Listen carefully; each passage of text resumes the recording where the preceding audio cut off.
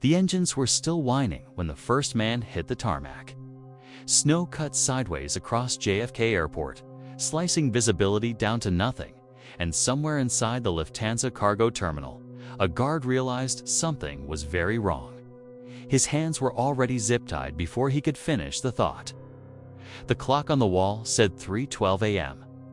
One detail about how they got inside would not surface for years. Before we go any further, quick thing, where are you watching from right now? Drop your city or country in the comments. And if you love scam stories where the money is real, the criminals are reckless, and the ending never behaves, subscribe to ScamSphere now, because missing the next part would be a very expensive mistake. The crew moved fast, like they had rehearsed this moment in their sleep, because they had. 6 men in total. No masks, no shouting, just calm voices and absolute confidence. This was not a smash and grab. This was an execution. Lufthansa Flight 417 had arrived from Frankfurt carrying something better than passengers. Untraceable American cash flown overseas to avoid reporting requirements.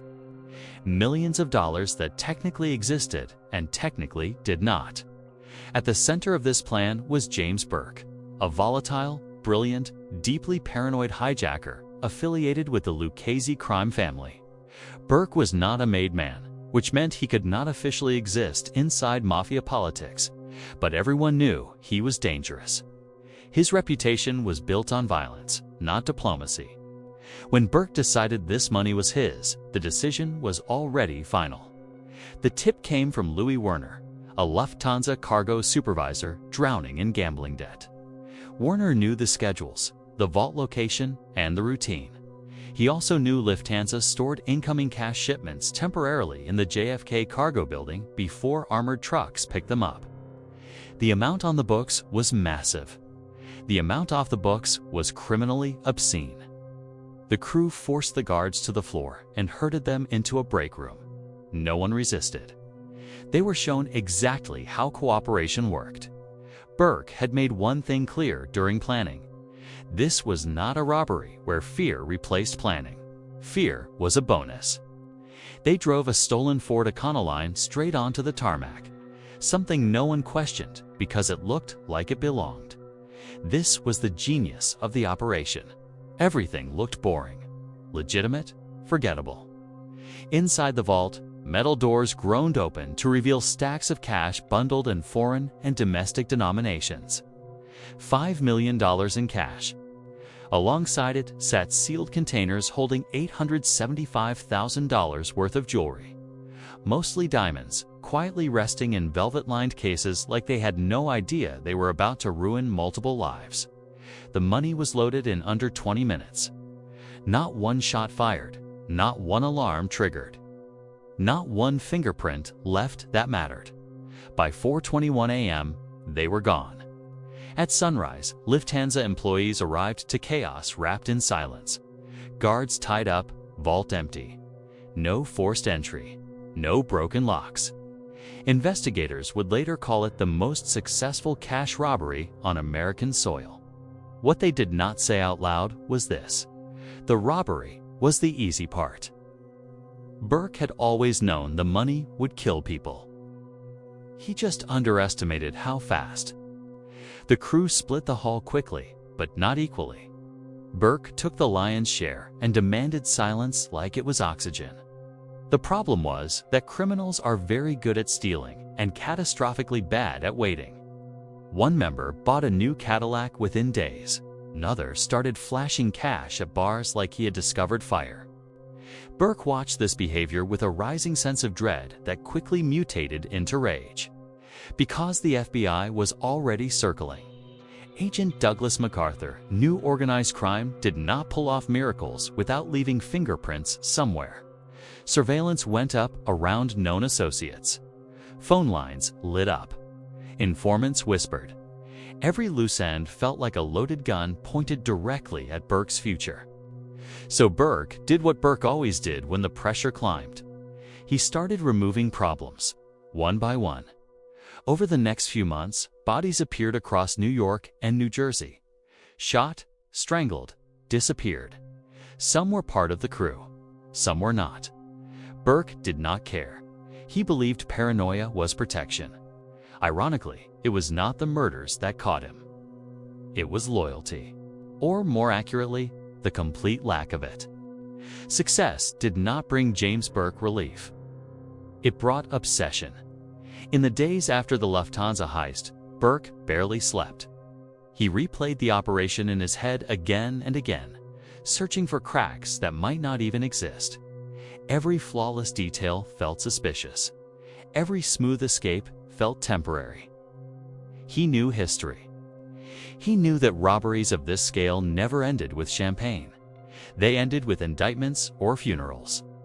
Burke had ordered the crew to disappear into normal life. No spending, no celebrating, no sudden upgrades. The money would be divided slowly, filtered through intermediaries, buried in routine. It was the only way to survive. The problem was that discipline evaporates the moment fear mixes with greed. The first violation came almost immediately. One of the men connected to the heist showed up driving a brand new Cadillac, paid in cash, no paperwork. Another began frequenting bars he had never stepped into before, tipping bartenders like a movie gangster. To Burke, these were not mistakes. They were confessions waiting to be overheard. Burke did not argue. He did not warn. He removed. Within weeks, bodies began appearing across New York City and its surrounding boroughs. One man vanished entirely, later believed to have been dismembered and disposed of in multiple locations to prevent identification. Another was found shot execution style in his car. Each death tightened the knot around Burke's operation, not because it eliminated risk, but because it created patterns. The FBI noticed. Agents tracking organized crime activity began to see an unusual spike in disappearances tied to a very specific social circle. These were not random street criminals. These were men who suddenly had money, suddenly stopped showing up, or suddenly turned up dead. Investigators began mapping relationships, phone calls, shared hangouts, and financial behavior. James Burke's name appeared repeatedly. Burke responded by pulling inward. He trusted almost no one. Meetings became shorter. Instructions became harsher. He believed betrayal was inevitable and treated everyone accordingly. The irony was brutal. His paranoia made him more dangerous, but also more visible. The money itself became a curse. Burke struggled to move it safely. Large sums sat untouched, buried, or hidden because spending it felt like lighting a flare. Smaller amounts circulated, but even that carried risk. Every transaction felt like a breadcrumb trail leading straight to prison. Meanwhile, the violence escalated. Men who had nothing to do with the heist but knew. Burke socially began disappearing simply because they knew too much by proximity. Burke was no longer protecting a secret. He was erasing reminders. The line between necessity and impulse vanished completely. One of the men watching this unravel was Henry Hill. Hill had survived in organized crime by staying useful and unremarkable. He was a talker, a courier, a connector. He understood personalities better than power. What he saw after Lufthansa terrified him. Burke was no longer calculating risk. He was reacting to ghosts. Hill noticed how conversations stopped mid-sentence when Burke entered a room, how laughter died instantly, how loyalty meant nothing if Burke woke up suspicious that morning. Hill also noticed something worse. Burke was beginning to see Henry Hill himself as a liability. Hill was struggling with addiction, legal trouble, and the constant pressure of living inside a collapsing criminal ecosystem. He knew that once Burke decided someone was a problem, the decision could not be reversed. It could only be delayed. The FBI gave Hill an exit. Federal agents had been building a case around Burke for years, but Lufthansa changed the scale of their interest. They did not need the money. They needed the man. Hill understood that testifying was the only way he would leave the story alive. When Hill cooperated, the narrative finally came into focus. He described the aftermath of the heist in detail. The paranoia, the killings, the internal collapse. He explained how Burke systematically eliminated members of the crew, not because they talked, but because they might talk. This insight reshaped the investigation. Lufthansa was no longer just a robbery. It was a catalyst for a killing spree. Burke was eventually arrested and convicted on multiple murder charges related to the post-heist violence. The Lufthansa heist itself remained legally untouchable. There was no physical evidence tying him directly to the theft. No recovered money, no recorded confession, just absence. The absence became legend. Investigators searched warehouses, storage units, abandoned properties, and industrial zones. Tips poured in from informants hoping to trade rumors for leniency. Some claimed the money was buried in New Jersey marshlands, sealed in barrels that might still exist beneath decades of development. Others believed Burke laundered it through bars, trucking companies, and offshore accounts so slowly that it dissolved into legitimacy.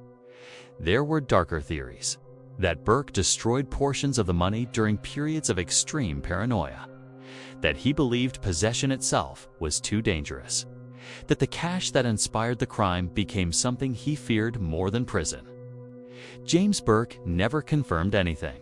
He died in prison in 1996, having outlived nearly everyone connected to the heist. No map, no last-minute confession, no treasure recovered, just a trail of bodies and unanswered questions. The Lufthansa heist remains unmatched not only because of its scale, but because of its aftermath.